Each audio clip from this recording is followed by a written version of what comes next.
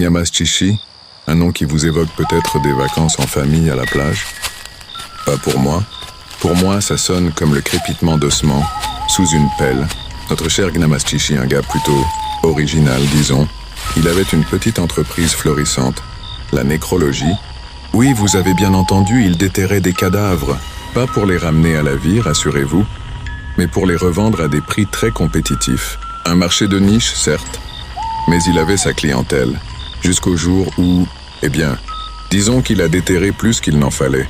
Un petit incident, un squelette un peu trop bavard, et voilà notre nécrologue préféré qui se retrouve dans une situation plus que délicate.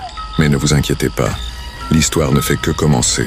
Préparez-vous à une série de rebondissements macabres, de secrets enfouis et de situations hilarantes.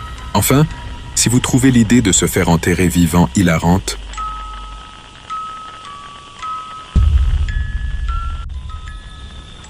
Gnamastichi et le squelette bavard.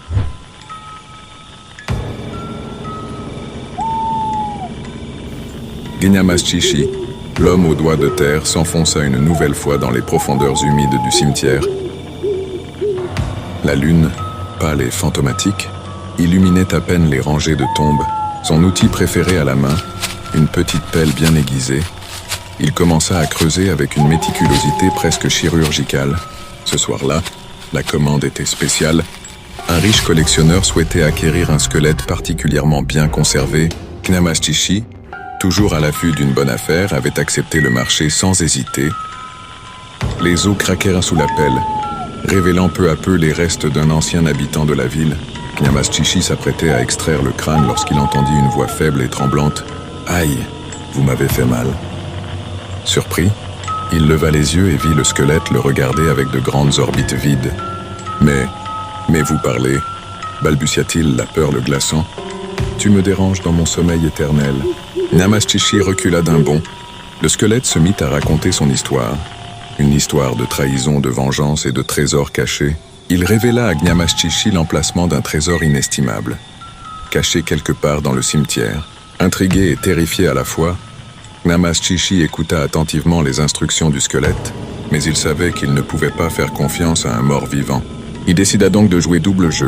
Il fit croire au squelette qu'il allait suivre ses conseils, tout en prévenant la police secrètement. Lorsque les policiers arrivèrent, ils trouvèrent Gnamastichi en train de discuter avec un squelette. La scène était surréaliste. Le squelette fut emmené pour des examens, tandis que Gnamastichi était arrêté pour profanation de sépulture. Dans sa cellule, Gnamastichi ne pouvait s'empêcher de sourire. Il avait eu peur, mais il avait aussi vécu une aventure extraordinaire. Et qui sait, peut-être que le trésor du squelette l'attendrait un jour ?